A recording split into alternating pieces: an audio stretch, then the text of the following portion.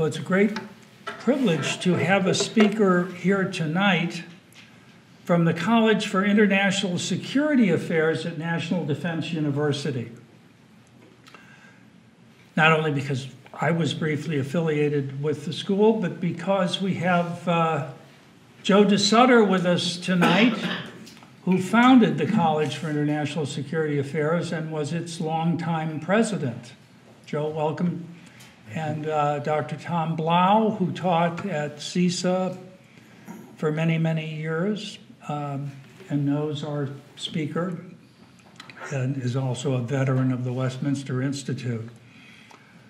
Hassan Abbas is a professor of international security studies and chair of the Department of Regional and Analytical Studies at NDU's College of International Security Affairs. Aside from his expertise on Pakistan, which, by the way, was developed in several ways, one very much on the ground as a police officer in the Pashtun areas near the Pakistan-Afghan border, and also serving in several administrations of Pakistan, President Benazir Bhutto and also Pervez Musharraf. So he subsequently earned a law degree in England and a PhD at Tufts, at the Fletcher School in Tufts. So we have with us tonight not only a man of on-the-ground experience, but a theoretician as well. He, of course, tonight is going to talk on the subject of his latest book, The Taliban Revival, Violence and Extremism on the Pakistan-Afghanistan Frontier. You may have seen in one of the missives we sent out what Bing West, who a noted national security writer as well as a former Assistant Secretary of Defense, said about our speaker. For those interested in security matters in Afghanistan and Pakistan, and that should include our Pentagon, State Department, and White House, Hassan Abbas is a national security treasure, unquote. His prior book on the subject of this evening's talk was Pakistan's Drift into Extremism, Allah, the Army, and America's War on Terror. He's currently working on a book project on Islam's internal struggles and spirituality, narrated through the lens of his travels to Islam's holy sites around the world. I'm going to make him promise tonight to come back and give another talk for us when he's finished with that book. Please join me in welcoming Professor Hassan Abbas. Thank you very much for that very kind and detailed introduction. The focus indeed for today's talk is the title of my book, the previous book, Taliban Revival, Violence and Extremism on the Pakistan-Afghanistan Frontier. But if I get this opportunity to pitch another thing right up front, very thankful to mention my other forthcoming research project, which is funded by New America, where I'm also a fellow. That is based on my travels to 11 holy sites, Mecca, Medina, Karbala, Najaf, Baghdad, Damascus, Mashhad, Tehran, New Delhi, some shrines in Pakistan. And that's a ongoing work, but another book of mine is coming in about 2 months, so I can promise I'll come for that as well, which is linked to today's topic, which is titled Pakistan's Nuclear Bomb, A Story of Defiance, Deterrence, and Deviance. And the reason I'm mentioning it partly for my selfish reasons, I want you to know about my coming book, but also because I think that the argument there is linked to today's argument as well. But thank you very much again. A great honor and privilege to be here.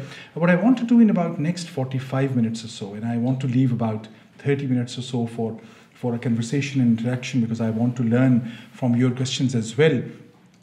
What I plan to do is to give a story of Taliban from a slightly different angle than the way it is generally projected. And to talk about not only what is their current status, but also talk about three broader themes.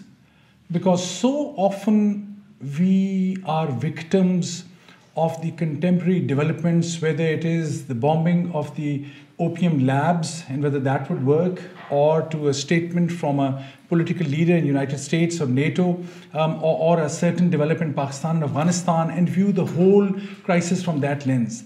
Where I think that what happened with Taliban resurgence is so phenomenal and so important, and in my personal view, so troubling, that it needs to be looked at from a broader context and looking at the roots, looking at its dynamics, looking at all the players that are involved. And I would like to talk about those three themes, and then I'm with my policy interest now teaching students from across the world, all the US partners and their students to National Defense University. And I also lead the program on South and Central Asia program, which is all the AFPAC hands, the American military officers who go and fight for us and our safety, and at the forefront, ready with what they offer, their blood, and they come to us for a year-long master's degree. And that's part of the deal of the AFPAC hands. So I owe my knowledge and my understanding to things that I heard from US officers who have served in the region. That also reminds me that I'm required to give a disclaimer that all what I'm going to say is my personal opinions, and I'm not representing Department of Defense or National Defense University. But that's the framework I want to talk about. Three themes, three policy things that we need to do. And the benefit I have is that not only I'll talk from the perspective of what I had seen on the ground as a police officer many years ago, what I had learned as an academic, but also now I have a third tool, which is that I spent last few years frequently traveling to Iraq. My last visit to Iraq was a few weeks ago. And I, having had the opportunity to interview leading scholars, and including Mr. Sistani, and I think I was told later on I'm the only U.S. government official per se who was allowed to interview Mr. Sistani. So I want to compare the Iraqi militancy and the kind of religious groups that operate in Iraq. So that's an added comparison that I want to use for trying to explain Taliban. Thank you for your patience in my listening to my introductory. It was rather dry introduction, but I want to set the stage of this is what I want to do. This is my perspective. This is my bias, so that you know, and this is the area that I will cover. I'll start now with an anecdote. And I remember when I moved to the United States back in January 2001 to join Fletcher School, and these were the months when extremist groups in Pakistan were already surging. It's before 9/11, soon after 9/11, and I remember that was not the age of internet in a sense it is now, but I remember receiving a message. I think it was soon after General Pervez Musharraf's, at that time the president of Pakistan, there was this famous speech he made. One was in 2002 after 9/11. There was one speech he made before that, which is often forgotten, which he had banned or warned some of the militant groups in Pakistan. And when he banned some of those groups, I remember receiving an email, because in my previous role as a police officer or law enforcement officer in Pakistan, I had subscribed to various websites, various links which would give you updates from Taliban and other militant groups. And the email in 2001 was that our group has been banned. We will close this website and you'll no longer receive emails from us. But in about 2 weeks or so, we'll set up a new website and you'll start getting our messages. And I remember at that time being surprised as well, because I'd remembered that on the ground, Taliban had operated in a different fashion. The main mechanism through which they progressed or expanded or delivered their message was what was called a cassette revolution. Because this was a band of thugs, a band of militant groups, small enough, got support from madrasas or religious seminaries in Pakistan. But then what they would do, and that was their beginning of their messaging, they would keep cassettes with the old style, with their Taliban message, establish checkposts, and would ensure they would stop trucks and it would take out music CDs, or not, there were CDs were, I think, even not in vogue at that time the way they are now, take out the cassettes and give them the Taliban cassette. The second anecdote is also linked to that, and I clearly remember one of my Pakistani journalist friends, who actually is now a Pakistani American based in DC, who's a journalist, and he had told me that his he had gone back to Pakistan in 2001 and 2, and I asked him when he returned at that time, so you were not following the news on such and such issue? And he said, no, because my mom told me to take out the television. He's in Pakistani Sawat area. Take out the television and break it and burn it, because that was the message of Taliban out. So the point I'm making up front is, Taliban's rise was phenomenal because they started off by saying, no modern technology, no modern tool of messaging. However, they were so adaptive that now when Mullah Mansoor, after Mullah Omar, the new Taliban leader, was killed in a drone strike because when he was returning from Iran to Pakistan's Balochistan area on a different passport, and a new Taliban leader, Ms. Haibatullah, was installed, the oath ceremony was shown live on social media. So they have changed their tactics, but they have been very adaptive. Whether it is the Eid messages or getting their message out, now the Afghan Taliban's website is in 6 languages: Arabic, English, Pashto, Turkish, Persian, and Urdu. So look, and this is just a sign. The reason I'm using this specific incident, this specific feature of Taliban, is to make a case that they today operate as a very strong organization with a network which is adaptive, a messaging which is very strong, a capacity to hit anywhere in Afghanistan and anywhere in Pakistan and Afghanistan at the time of their choosing. In Pakistan, to be fair, they have been pushed back a bit, and I'll talk in more detail there a bit later. But in Afghanistan, whether it is Haqqani group or it is Haibatullah's Taliban group, and whether this is another insurgent group, because there's no one Taliban today. Taliban is a combination, an umbrella group of sorts with 10 different groups and 10 different streams. So today they can operate at their will. They can operate in any theater in case of Afghanistan. How this came about? That's as an academic, my question. What causes it to survive? How they were resurgent? And some of those answers is a learned and educated audience, so I'm sure you know all the major themes. And I don't want to repeat those things that are widely known or that you know about. At what point they used which major event, or at what occasion any element of a US policy, how it failed us, or how it was inadequate. But I will go to the broader themes, compare them with the Taliban in Afghanistan and Taliban in Pakistan, and then we'll compare it with militias that are operating in Iraq. Just one more thing and then move forward. Why I argue, is it fashionable to just whichever group you're given and you say this is the most dangerous group? I've heard this about ISIS, about Al-Qaeda, about Boko Haram, you name a group, or Lashkar-e-Taiba. Which one of these groups is the most devastating, the most lethal, or most powerful or potent terrorist organization? I think Taliban. And the reason is, I would just ask a basic question: which was the first modern Muslim extremist group which gave the idea of Amirul Momineen? Amirul Momineen is a word used in the Muslim historical sense, who's the leader of the Muslims.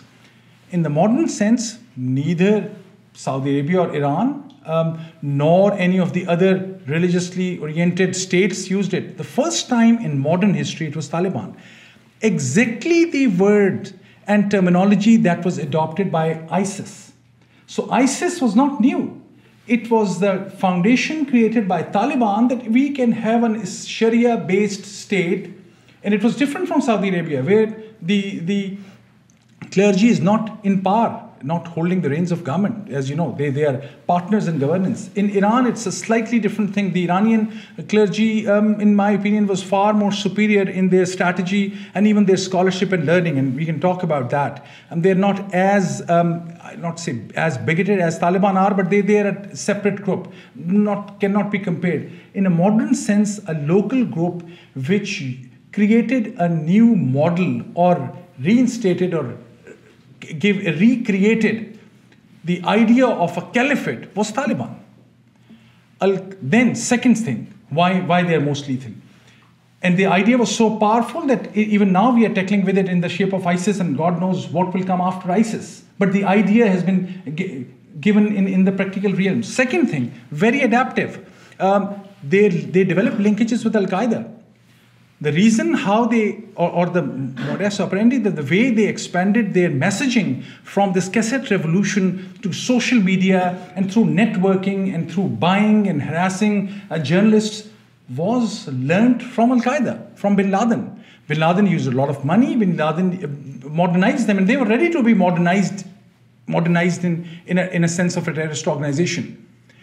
The third combination or third alliance they had developed, which is not normally talked about, the Taliban had developed with what we call now Punjabi Taliban, but militant groups in Pakistan, which were sectarian, Lashkar-e-Jhangvi, Lashkar-e-Taiba even.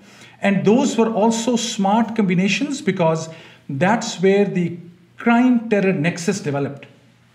Many of the groups in the region, which Pakistan's south of Punjab today, they had deals with Taliban, had deals with them, that okay, you will kidnap somebody of importance, the son of prime minister. Actually, in reality, the son of the sitting prime minister of Pakistan was kidnapped, son of Mr. Gilani, by local sectarian group, handed over to Taliban in Afghanistan. What I'm saying is, look at their messaging techniques, look at their ideology, which was able to expand and attract people from all over the world, and which was so powerful that ISIS borrowed it, and this adaptability in creating networks and creating alliances.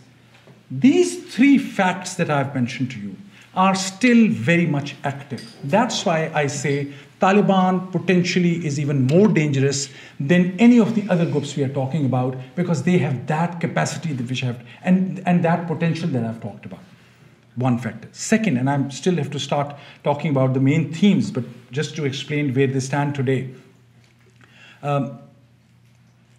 Taliban also have developed and expanded their operational capabilities and their capabilities to negotiate. Think about what they had done in Qatar.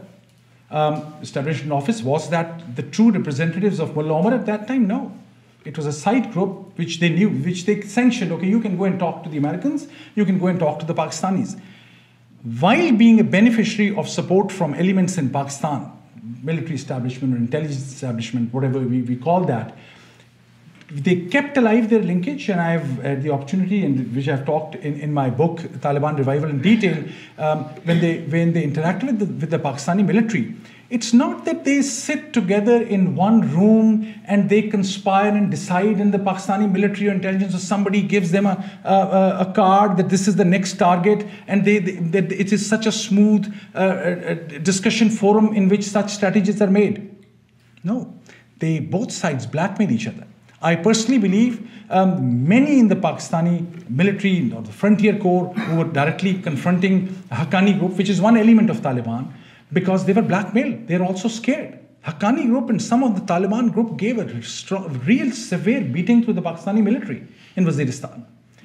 And last but not the least, other than this capacity to operate in the field as a terrorist organization, but have a diplomatic section as well, which was those of you who have some idea about what was happening in Qatar when they were negotiating, very sophisticated, those people who were there with whom I talked about. I at least remember one of the leading American scholars of Islam and the Muslim world politics, who was for some time based in Qatar, a few years ago approached me and said, do you want to meet the Taliban guys in Qatar? I said, really, it's possible? He said, yes. I mean, it didn't happen because myself in a different position, and it needed some complicated procedures. But what I'm saying that was they had somehow convinced a leading scholar to also convey or communicate messages to others.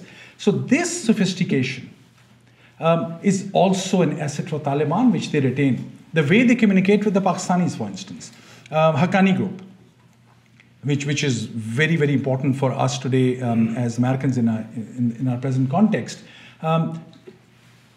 Two of the closest associates and the family members of Jalaluddin Haqqani were killed by Pakistanis because they were not listening to them. And the Pakistani military at that time had given a commitment to US. What they did, they killed the son-in-law of the main guy. So it's that kind of pressure tactics from both sides that continue to happen. Now I come to the themes. This was just to explain these few points that I've mentioned. This is the nature and type of Taliban in Afghanistan and Pakistan that you are dealing with. At times, there are ebbs and flows. I mean, at times, they may not be as lethal and may not be as well organized and smooth functioning as I may have projected, but that's somewhere close. That's where they stand. That's why it's important to think about them and continue to look at them. Even just imagine one more point, and I'll go to my themes, I promise, that even ISIS, when ISIS broke apart in Mosul, and I've seen that in that region in Iraq, how the collapse of ISIS was seen and observed and tackled. Some of their folks, and there was a news item very recently, they are going back to Afghanistan, and many of what we think are ISIS are actually the various wings and sections of the mainstream Taliban who have broken away because some negotiations were not happening. I personally think, if I have to guess, part of that might be a strategy. People think the ISIS in Afghanistan and Taliban are fighting. Yes, at present it appears. That may not long be a case because ISIS has lost its base. ISIS and Taliban, in my estimate, will merge in Afghanistan. That's why it's a major threat. Now, I come to my major three themes that I want to now explain to have a deeper understanding. How come a group of thugs in a region where even the well-resourced organizations are not even functioning efficiently, how come this group of thugs and bigots with religious extremist views and violence as their bread and butter have been under threat, severe threat all the time? How they have survived, that's question number one. Give me any other name of any modern terrorist organization which has survived for that long. 2001 to now, 2018, and ISIS has gone in front of our eyes. Al-Qaeda also collapsed in front of our eyes. Taliban are still there, powerful, as a potential. Three things that I want to look at. And here I will step back from kind of the contemporary examples and go a little deeper. I'll talk about three themes, three words which may give you some idea. Number one is the ideological roots and what it means and what damage Taliban have done in the ideological, religious, spiritual domain in South Asia. Secondly, about the governance issues, how Taliban use it and misuse it, and how governance problems in the region are facilitating Taliban to sustain themselves. And last but not the least, an understanding of this deepening insurgency. And none of this is new. For math strategists and security officials, who have looked at insurgencies ranging from Vietnam to the Soviet-funded insurgencies, that's not a new topic. Why we failed might come across as a strong word, but that's the most appropriate word I can think of. We failed to understand the Taliban, how the insurgency in Afghanistan is feeding into the Taliban narrative. So these are the three broad things I'll talk about, and then I'll conclude with three things which I think we can do. So number one, ideological. I'll give you an example.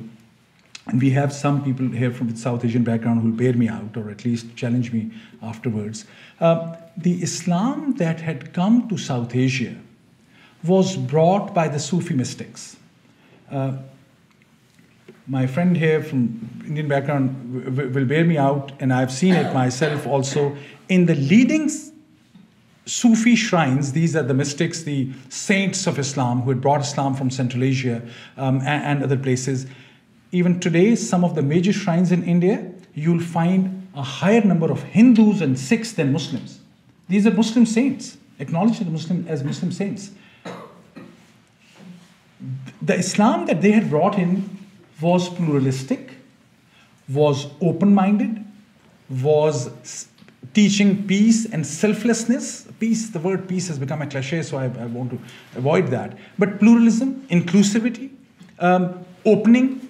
It was not the Mecca of today where if you're a Christian or Jew, you cannot enter. And that's, by the way, I challenge anyone who says that is supported by any of the religious injunctions. I mean, many of these newer things which sound very dogmatic and bigoted are very, very recent, last couple of 100 years, 200 or 300 years. But going back to my point, the Islam that had come to South Asia 1,000 years ago was a very open-minded Islam. And that's why it had sustained. Think of this, how the Mughal Empire, with the minority Muslims, how that thrived. Yes, there were tussles and battles with Hindus and Sikhs and others, but by and large, it was not based, there was no religious challenge to those, except to Aurangzeb, who was very conservative. And that remained the case in the creation of Pakistan, for instance, the division of British India. And just one example, I'll move forward to explain this ideological issue. Jinnah belonged to a Shia Muslim faith. And his top stalwarts, the Jinnah, who was the founder of Pakistan, his top stalwarts were all either Shia or very progressive Muslims, and Ahmadi also, who today are running for their life in Pakistan, because you want to destroy someone's career in Pakistan today, you just call him an Ahmadi. Ahmadi is a sect of Islam, and they, keeping aside their theological differences, they actually follow exactly what the main Muslim principles are, except one major issue, which is the finality of the Prophet Muhammad, peace be upon him. But they have been thrown out of the domain of Islam. But that also, at the time in 1947, one of the most important ministers, the foreign minister of Pakistan, Zafarullah Khan, was an Ahmadi. What I'm saying is that Sufi tradition, which was inclusive, was the predominant ethos and religious identity. You could go to any shrine, and this is part of my research, also from shrines across Pakistan. Whenever you want free food, at times if you want to smoke something also, you go to a shrine. And it's an open space. It's a sacred space. You want to dance, you want music. Go to any shrine in Pakistan and you'll find what they call a khanqah, which was an open sacred place. Very different from mosque. Not that I'm comparing mosque with khanqah. Mosque is more organized religion. That was the Sufi Islam that we talked about. The Taliban contribution of that 1,000 years of pluralism has been that today, for the first time in the modern history of South Asia, these shrines have been bombed. Suicide attacks. Had never happened before. There was no shortage of religious bigots in South Asia. Don't get me wrong. I'm not saying everyone was a Sufi and love was the prevailing norm of the day. No. They were bigots and extremists. But they were not killing each other. They were not targeting each other. That changed. And one anecdotal thing, I remember the day when former Secretary of State Hillary Clinton went to Bari Imam. Bari Imam is the most famous shrine in Islamabad. I think, of course, she went with a right intention, and one of the foreign minister of Pakistan belonged to a Sufi tradition. He asked her to go there. A few days later, there was a suicide attack because people said, oh, so the Americans have decided to support the Barelvis, which are the Sufi tradition, or the Shias, and attacks started happening. So the Taliban today belong to a tradition which started off in India. It's a small town called Deoband. This is a modern Muslim, this is not the Shia versus Sunni. This is within the Sunni Islam, two strains of thought. One very conservative, became very powerful as an anti-colonial British exercise. The others were more Sufi-oriented. That battle is now re-energized and recreated in Pakistan, thanks to, I'm saying, of course, sarcastically, thanks to Taliban. Even if today you defeat Taliban in Afghanistan, even if you just kick out Taliban from the Pakistani tribal areas, this terrible contribution alone is something that the region, South Asia, is going to continue to pay through their nose. That's why I say Taliban are the most dangerous group I can think of. ISIS today, when they started, not today, in 2014 in Mosul, when they had started attacking these shrines, where they borrowed the idea from? Taliban had also started doing that at a limited level. They took it to another extreme. So that's why I'm saying the ideological roots of Taliban today, unfortunately, are very much entrenched. I have talked to many well-meaning people, well-meaning, I take that back, people who are educated, I should say, and people who appear to be progressive or appear to be at least middle of the road. But even they, when you talk to them on Taliban, they say, what's wrong with Taliban? I mean, I remember a conversation I had with one of my extended family members, a guy who was dying of liver cirrhosis because he couldn't sleep without alcohol. But he asked me, so Hassan, why are you against Taliban? And I said, do you know what they'll do to you if they come into power? But that was the norm. That's the narrative Taliban have created in the region. And with borrowing of Al-Qaeda's narrative as well, that we are the resistance forces to the Western hegemony. And they have done that so successfully, as they projected themselves as a resistance force. That's benefiting from that ideological strain of thought. And that's so a very, very problematic issue. And there are various reasons for that. The degeneration of religious thought in Islam. I mean, the same madrasas and seminaries which had produced some of the best minds. I need not tell this audience, you can go to the closest Barnes & Noble, and actually most likely the library here. I was, by the way, amazed by the book collection here. A short, small library, but the book collection, and I was mentioning to Bob, I would like to send my students, the Arab students at NDU. At NDU, we don't have a good collection of Arabic books, but you apparently have an excellent collection, so I would love to send those. But go to any library, looking for the narrative, and you'll see that the contribution of the Muslim scientists, Ibn Haytham or Farabi, and even in the theological sense, Ghazali or Ibn Arabi, was phenomenal. It was acknowledged by the leading Western scholars of the day. Those books, even on the original books on science, were taught in Western academies. Today's religious madrasa is a far cry from that. Why? Because of this degeneration of religious thought, and the school of Deoband, unfortunately, played a very negative role in this negative trend of degeneration. For instance, one of their crowning contribution has been that there used to be a phenomena, or still is in a way, called ijtihad, which means a progressive, rational, modern, forward-looking interpretation of religious principles. And the idea, the Islamic idea was that any given verse or any given Islamic principle, you have to interpret it according to modern times, so long as there's basic rationality involved. And rationality is not a word I'm looking at it or framing it like rational. This is hundreds and thousands of theses have been written in Islamic seminaries on the idea of rationality. But where it stands today is the Taliban and the Deoband school and others also, they had said, no, we had closed, the famous sentence was, we have closed the doors of ijtihad because we have discussed everything and analyzed everything under the sun, under Islamic principles, so there is no further need for any rationalization or discussion. That's the Taliban contribution. What I'm saying, unfortunately, its roots are deep. It was still, even in 1970s and 80s, the idea of Taliban, in terms of its religious orthodoxy, was very limited. And Taliban, through this movement, have expanded that idea. One example, and I'll move forward, even in Pakistan, irrespective of your political identity or political party, Jinnah, Muhammad Ali Jinnah, the founding father of the country, the progressive, this British-trained lawyer who single-handedly almost created Pakistan, no one would curse him or no one would challenge him or abuse him. The first time that happened was in Taliban, the Pakistani Taliban, because they said, when they were confronted by the Pakistani military intelligence and interrogated, I've had the opportunity to see some of those transcripts, they always would say, no, we don't believe in Jinnah, because they still didn't say because he was a Shia Muslim. They said, no, because Jinnah wanted to create a state, and Islam has no state. We are transnational reality. And that's why they were against Jinnah.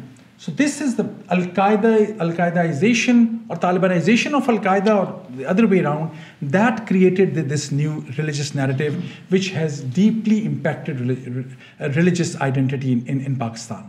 The most recent reflection of that was 2,000 people in Islamabad blocked and choked the capital city Islamabad, demanding some changes. They were reacting to the government, and they were. It was shown live, telecasted, broadcasted on Pakistani television that about 8,500 to 9,000 policemen, law enforcement officials went after them. But these 2,000 were so well connected with the various elements within the establishment, among the politics, that they were able to win over, and they were able to win their argument, and they forced the law minister of Pakistan to resign.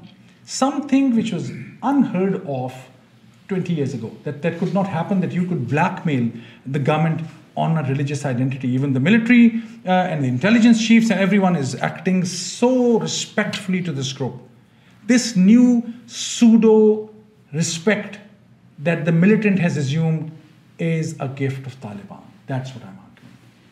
I'll move on from ideological to the governance issues. Now I move more to the Pakistani side of the divide, and Afghan as well, but Pakistani divide on the tribal areas, what they call FATA, federally administered tribal areas, semi-autonomous tribal regions, mountainous, no modern services, no judiciary, no law enforcement, and that was the hub from where first the anti-Soviet jihad was conducted. Then it was used as a base for support to Taliban in Afghanistan before 9/11.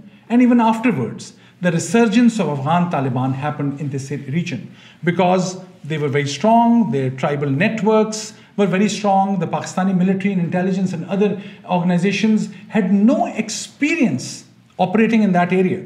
They could maneuver, manipulate at times, talk to some people, and that's where I remember as my hardly a couple of years as local police chief in a district, as an assistant superintendent of police, what is called subdivisional police chief. I had seen the power of these groups, because anyone who would steal or involved in serious crime would go into that tribal zone. And whosoever you are and whatsoever resources you have, there was no way you could go into the tribal belt or manage to get your forces there. I remember the first time we went into the tribal areas, we were told at the checkpost, as a police officer in that area, with my guards, to leave the weapons aside. I mean, they developed, they were groomed in that zone. When they were Talibanized, and that's another story, and that's a well-known story of how the tribes of FATA, or tribal belt, were radicalized. The Afghan so-called pseudo-jihad, and later on, there is no one organization or country which is responsible for that, including United States. US played a dirty game. The Pakistanis just perfected that dirty game with their intelligence organizations. The goal was noble: push out the Soviets. We did that, but in the process, we invited something which it seems is going to stay with us for some time. And that primarily happened because of this buffer zone in the Pakistan-Afghanistan region that was undemarcated, undefined, uncontrolled, and unmanageable. One of these uns may be wrong English, but what I'm saying is that was the way they operated. I take you to this post-9/11 world for a second before I go to my third point, because that explanation of this ideological mess-up and this poor governance will explain how the third factor, which I already mentioned to you, this deepening insurgency happened. So with billions and trillions of dollars, the cure we had for Afghanistan as well as Pakistan didn't work, because neither was there an effective counter-narrative to Taliban ideology. The idea of Taliban was not refuted or pushed back. And we thought that through some military means we'll be able to do that, and it was pretty obvious pretty early on, in 3-4 years. I mean, by 2007-8, maybe we thought we've defeated Taliban. It's end of the game. Whereas anyone who had written even one book on the mountains, the people of the mountain, should have known that these people have fled to mountains and they're going to come back. In this modern day and age, we were so short-sighted and so ignorant that we didn't pick up the history book. I mean, I'll blame Pakistanis, because at times when I go to a bookstore, these look like a graveyard. But I can't accept the same for United States, where our strategists, and I know where I'm talking, I'm close to Langley. The people, I assumed that people in Pentagon and Langley had read some books on history in the region. I'm sorry, I think they didn't. Sorry, but that's the politest way which I can say that. So the point I'm making is that we couldn't challenge the Taliban narrative, and we couldn't create new structures. And the governance structures, it's an interesting story. And for a minute, I wear my police hat. And I often think, and I teach courses on rule of law and policing and counter narrative, and I personally believe anywhere you have to change things, really, you have to have a criminal justice system. A criminal justice system which has independent judiciary, which is a proper prosecution system, and effective policing system. It is this idea of law enforcement is so different from a militarized version of counterterrorism. And I am emphasizing that because it seems after the whole cycle today, the US policy has come back to the same point: kill and capture. We are not even ready to learn lessons from the last 10 years of our own history book. The governance structures, and by the way, the Afghans and Pakistanis, especially Afghans, we have to give credit. And this is again a short anecdote. One of my students, a colonel in the US Army, she was our student at NDU, and I'm mentioning this story because I mentioned this when I testified in front of Congress a couple of years ago, and it's public knowledge. So the officer came to me and said that many of the other AFPAC hands, US officers, were going back to Afghanistan, but in her case, I said, "Do you think you'll go back? You have done your 2 tenures in Afghanistan, 2 assignments," and she said, "No, sir, I want to go back to Afghanistan." This was 2 years ago, she said, to 3 years. I said, "Why? Why you want to go back?" And she said, "Because the hope that I had seen among the young women who I was training as Afghan judges, that hope wants me to go back to Afghanistan." And she told me, and I checked later on the records, in the last 6 or 7 years, every year, the top 10 positions, among the top 10 positions from the Judicial Academy are grabbed by women. 5 or 6 of those 10 positions are grabbed by women because they really took that on as an honorable job and took the risks. And to be a police officer or a judge in Afghanistan is not an easy deal. So, I mean, I'm not trying to say what some people have started saying, oh, this whole Afghan project was doomed from day one. These backward, ignorant people, they didn't know what democracy is, what rule of law is. We wasted our money. I think that's a very flawed argument. The Afghans have shown courage when we introduced new institutions. And why was that so? Because why we think that they are not interested in justice? Why we want to blame all our own failures on the people of Afghanistan at times and Pakistan? The Pakistanis, I'm not ready to give a pass because the literacy rate was better. They had more history of democracy. But Afghans, the way they have gone through these series of violence and crimes perpetrated against them, and despite that, they're ready. I'll give you one more example. I was looking at, in case of Pakistan, for one of my CVE projects, I was trying to see who are the leading mullahs in Pakistan or religious clerics who were gutsy and courageous enough to stand up to religious extremists. And I found 4 or 5 well-known names. 3 of them were killed.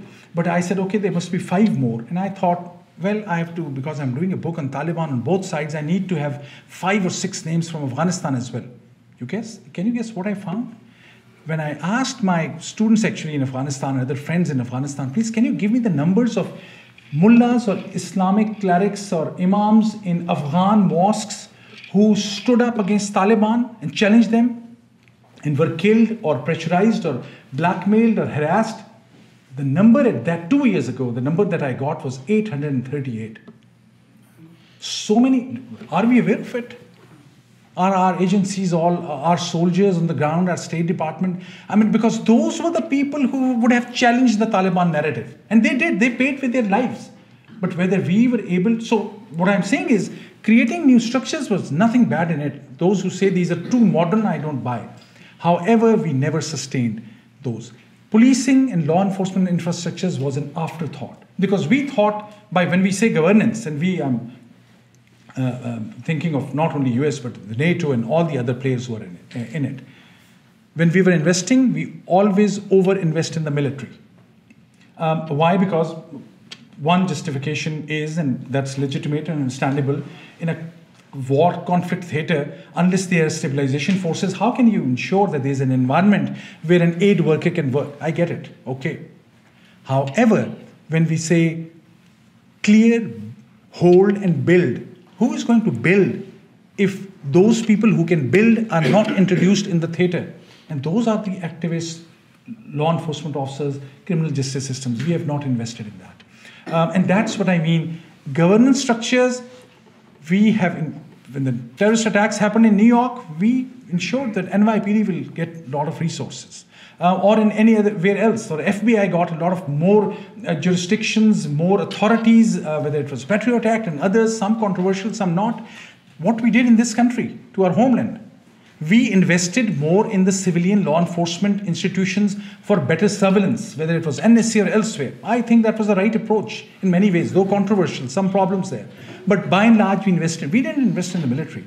Why, when we go out to have a new model in a country which we are trying to build, we forget about the lessons from our own country? That's my question. And on the governance issues, come to the Pakistanis. I mean, US still we were investing in law enforcement at least. The Pakistanis, despite having seen what was happening in the tribal belt, and that I say maybe because of my old association with the law enforcement, but there was the investment in policing and law enforcement and civilian intelligence was nil. Because all the benefits of this aid and US support and NATO support and global support to Musharraf and elsewhere was only going to the military.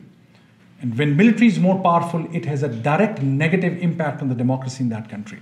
But coming back to the governance issues, though we finally, I think, get it right, we had started thinking of institutions, but that is in some ways too late. And the governance challenge, my final point, under the second category, the governance challenge and the governance crisis is the one which enables Taliban to be who they are.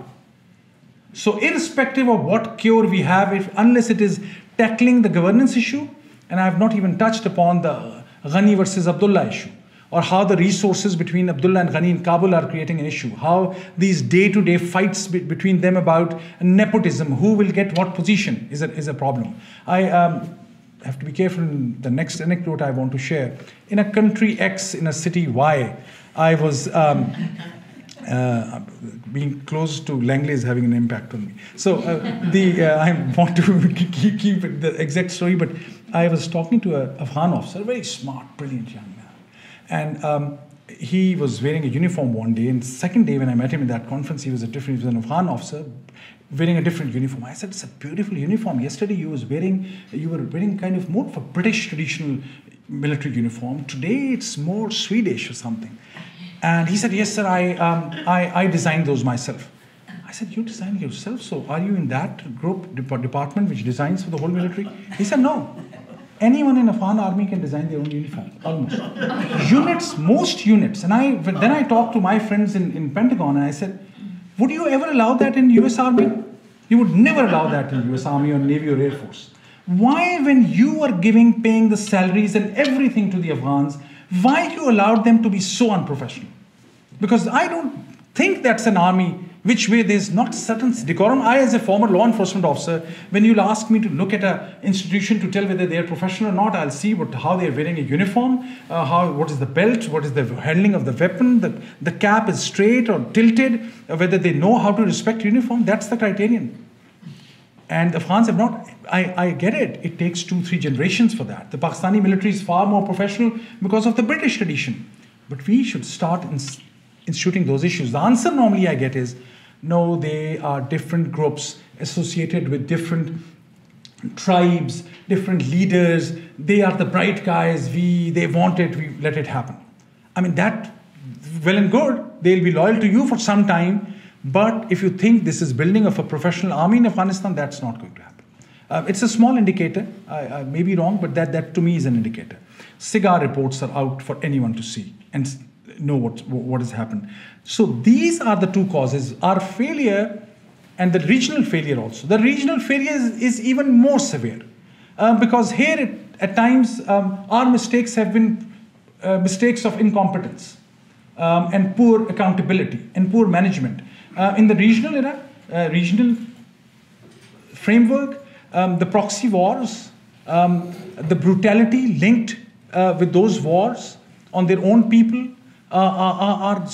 these are the stories that modern tragedies are made of. Where today you're supporting one group, the others, I mean, in case of Pakistan, some of the Pakistani Taliban became powerful because they had links with the establishment. They were serving the Pakistani state in Kashmir. So they said, okay, if this group, this person Y and this unit is helping me in Kashmir, I will not watch them at night. At night, they are pursuing a different agenda. And that duplicity and that denial also had a huge impact on Afghanistan. All of this together pushed and deepened the Afghan insurgency or Taliban insurgency. And so it's not a matter of we cannot kill and capture we cannot kill 20 people and think the Taliban will be pushed aside because of the governance failures on justice. Just one more point on justice. And I was reading yesterday an article by Robert D. Crane, a dear mentor of mine, former foreign policy advisor to President Nixon, now a scholar of Islamic studies based not very far from here. Recently I had a chance to read one of his speeches, and later on I looked deeper into it. He was saying, his argument was, go anywhere in the Middle East and in South Asia, people which may be illiterate, and you ask them, what is missing? Why? What do you really want? They'll say justice. Whereas the word justice, it's not that it is missing from the American vocabulary, but there are other words we use for the same impact, from liberty and freedom to others of the justice system. Here you call justice, immediately we think of a justice system. But the idea of justice has a slightly different connotation, or it's a more empowering idea for those areas which are going through developing world. I mean, one example that I got from Robert D. Crane's article was when in June 2009, President Obama was going to Cairo to give a speech, the famous Cairo speech on Islam, remember? So this is, I think, either from Bob Woodward's book that he picked or some other book, but it's a credible, authentic anecdote I'm mentioning. President Obama, 4 times his speechwriter sent the speech, and the word justice that he wanted to use was missing. The final time on Air Force One, he finally added, he said, what's happening? I am adding the word justice because President Obama is a very well-read person. And he knew the audience he's going to, and why the word justice will have its own meaning, and people will immediately understand.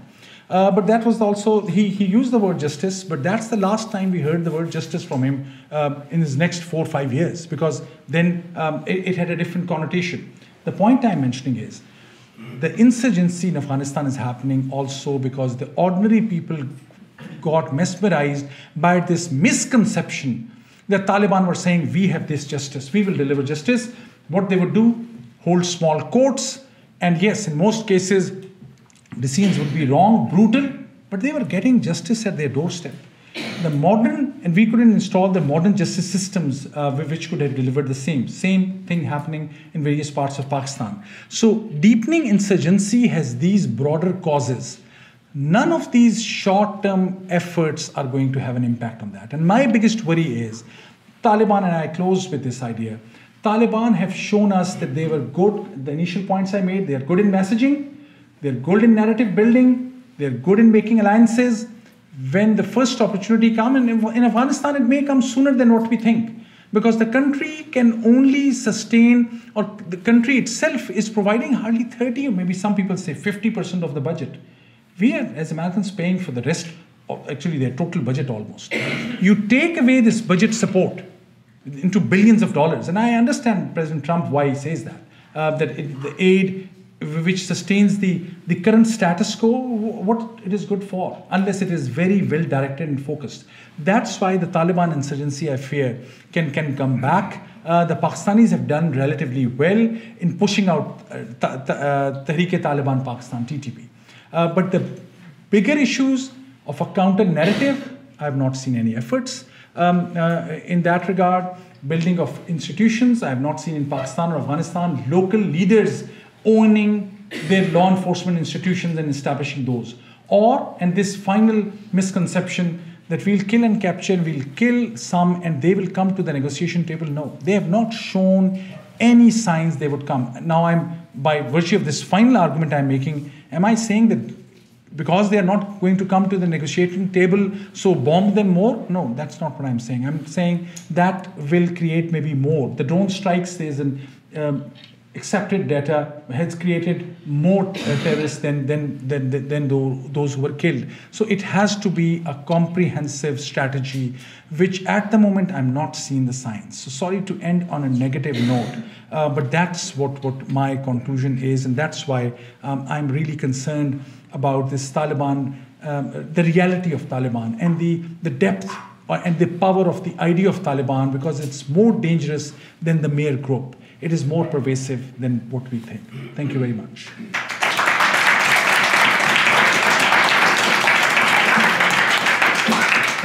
We have about 15 minutes for Q&A. Questions, yes.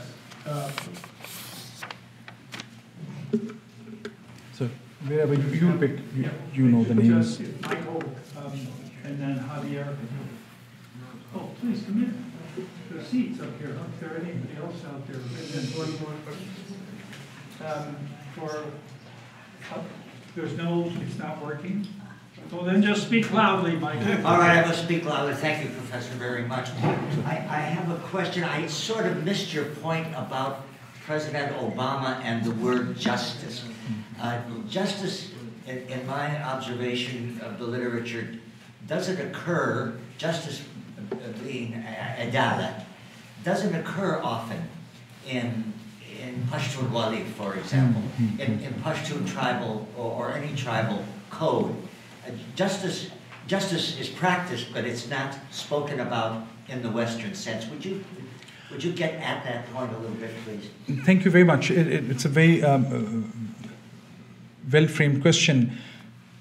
The justice, you're right, in the Pashtun Wali's main 4 or 5 main ideas of Pashtun Wali, the kind of revenge or the honor code, it may not come, but justice is seen as a, thank you so much, as a central feature of the Taliban ideology. And Taliban were able to frame their first institution that they built was Sharia courts.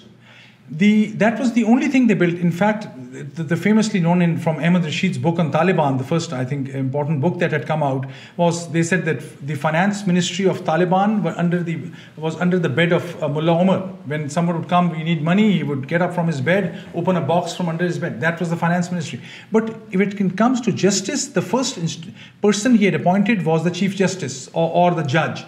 So the idea of Sharia courts, which is a problematic idea the way it has developed now, became the idea which was seen as this one word of justice, whether it was, we have later seen in the Arab Spring as well, in Tahrir Square and elsewhere. The idea of justice is in some ways far more comprehensive or far more popular as a slogan, which it is the way it is different from the Western understanding is in Western understanding, because we have built modern institutions of justice, that's how we understand justice. There, justice is getting your own right.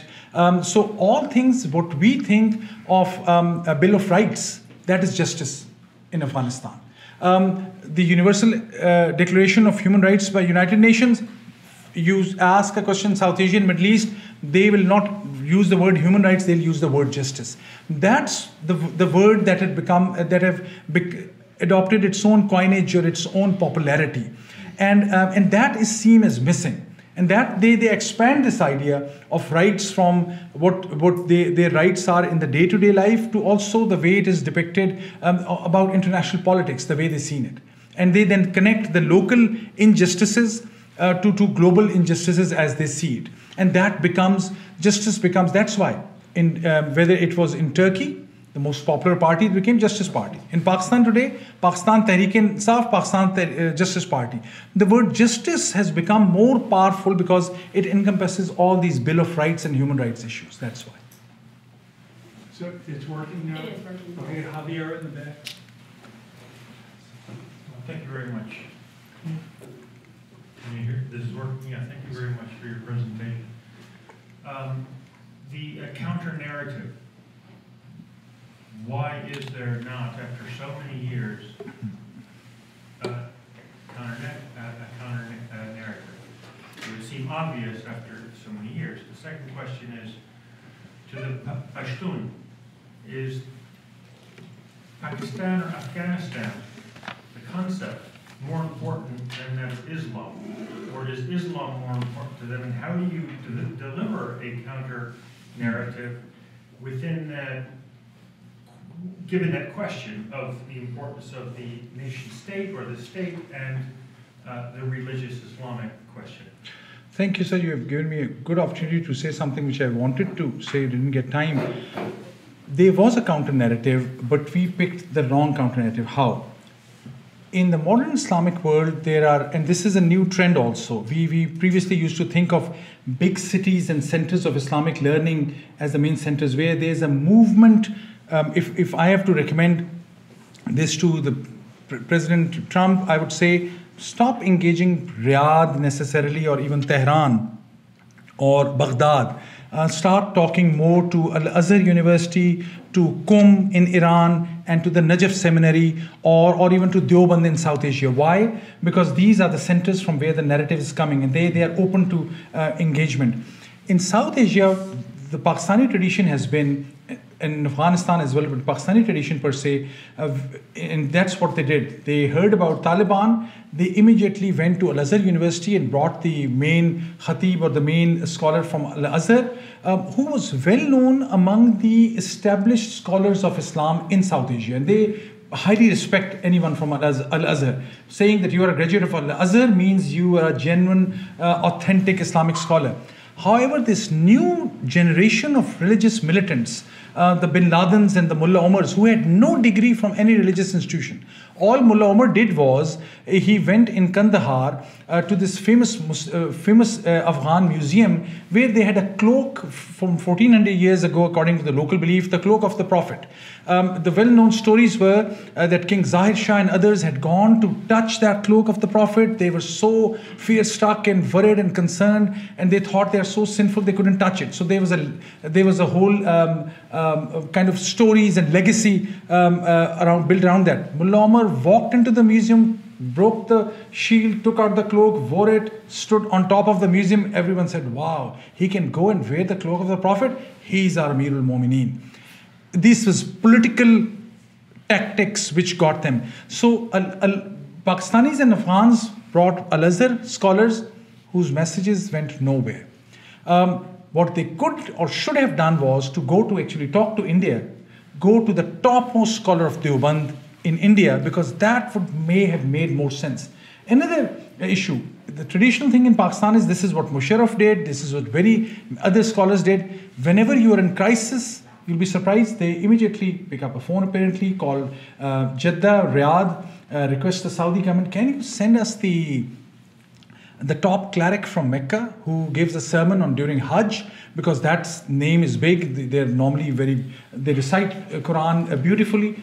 They're brought in, and everyone said, well, if he is the imam of the mosque in Mecca, he must be the most pious man, which is not often the case. But I have to be careful. But that has been, so the imam of Mecca would come and give a sermon, and that's the counter narrative. Whereas the local indigenous scholars that's why Taliban started killing the local imams, and we missed that story.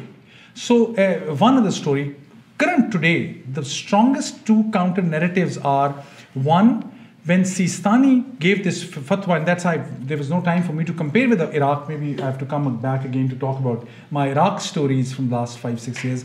But in Iraq, Sistani gave one fatwa. I was in Najaf at that time on the day, and I still remember that midnight I woke up and I saw hundreds of people walking, and I said, is there a revolution or something is happening? And I talked to the hotel owner, and they said, no, they're all different Iraqi tribes. They know of ISIS has taken over Mosul. They are going to Sistani and other religious scholars demanding that they give a religious edict and a fatwa that we have to go and fight ISIS. That's exactly what Sistani did. And then when those militias, many were Shia, but they are now Sunni and Christian and Yazdi as well, but predominantly Shia militias.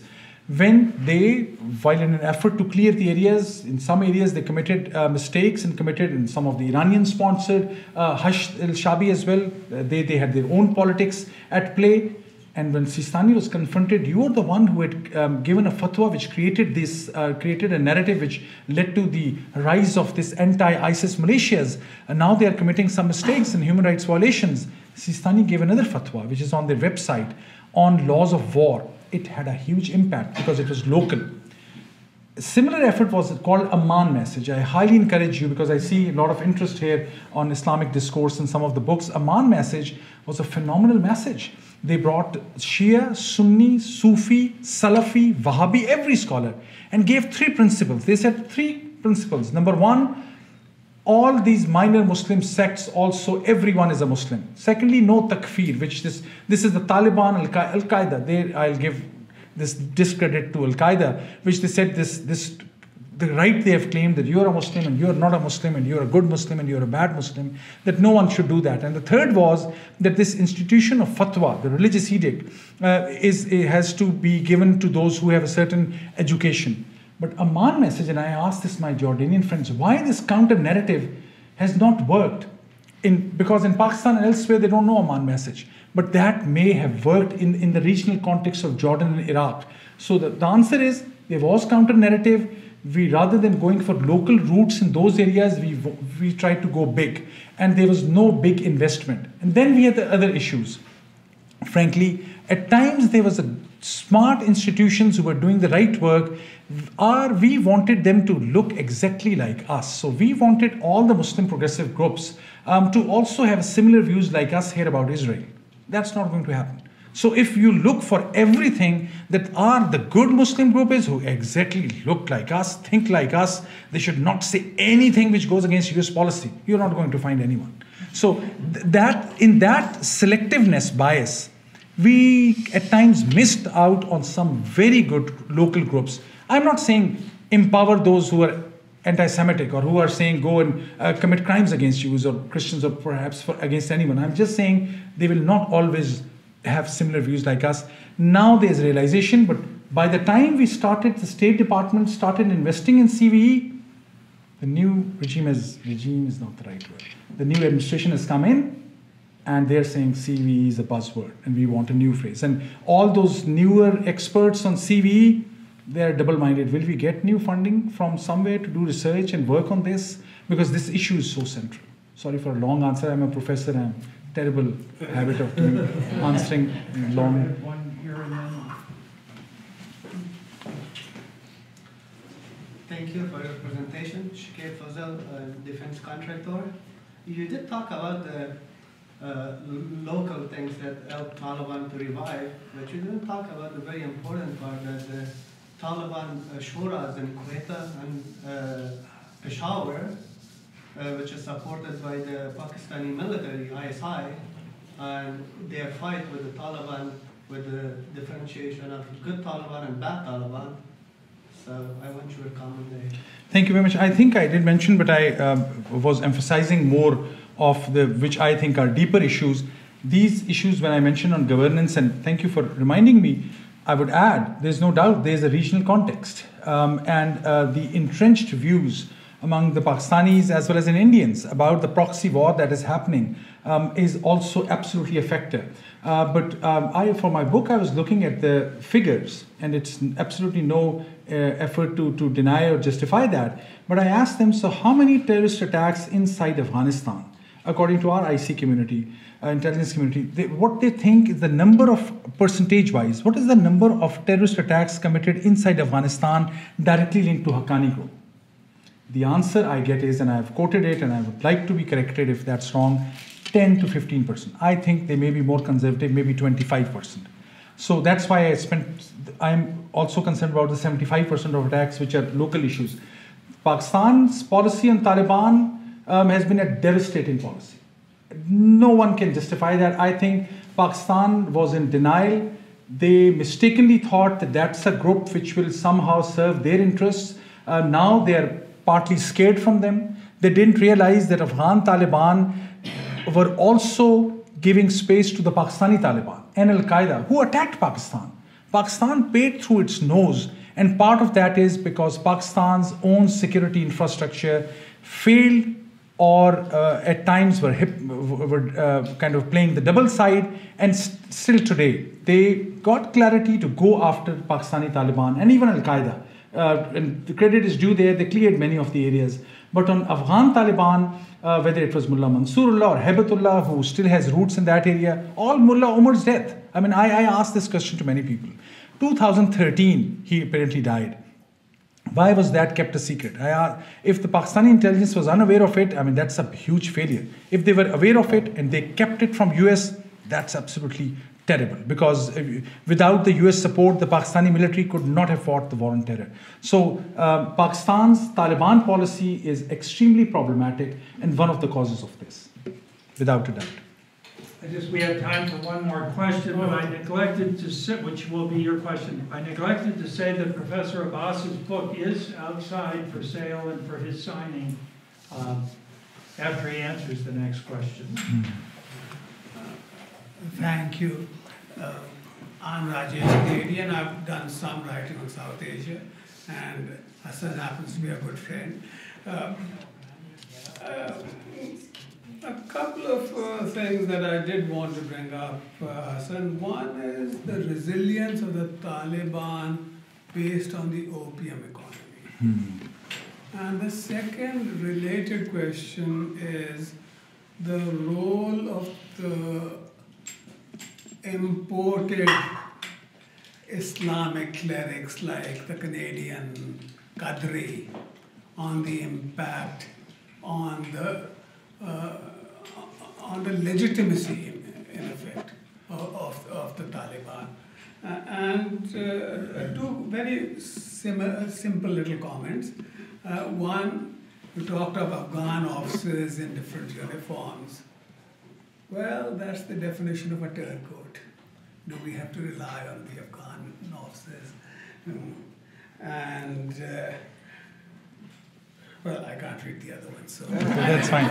Thank you. I mean, I think these are very current ones on opium. I think there's a lot of research on this. I think of Gretchen Peters, her reporting for USIP, and then her book on the opium.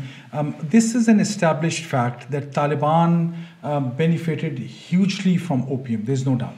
Hence, this targeting of the opium, these labs, which happened in the last 48 hours or so, is important. However, there's a counter argument. People are saying the drug lords who are linked with some of the warlords and the way they expand, the Central Asians who get to sell that, they have to be tackled, because in this case, those labs are directly linked to the local economy. Not that it's a good economy or positive economy, but the ordinary farmers will get impacted. So this is good for a messaging. I think I support that. When US said, and yesterday when General Nicholson was asked, he showed, I think, a video of targeting of opium. Good messaging, because you're saying we are aware of it, we are changing our practice, we are going to target opium production, because opium production for sure empowers Taliban, there's no doubt about it.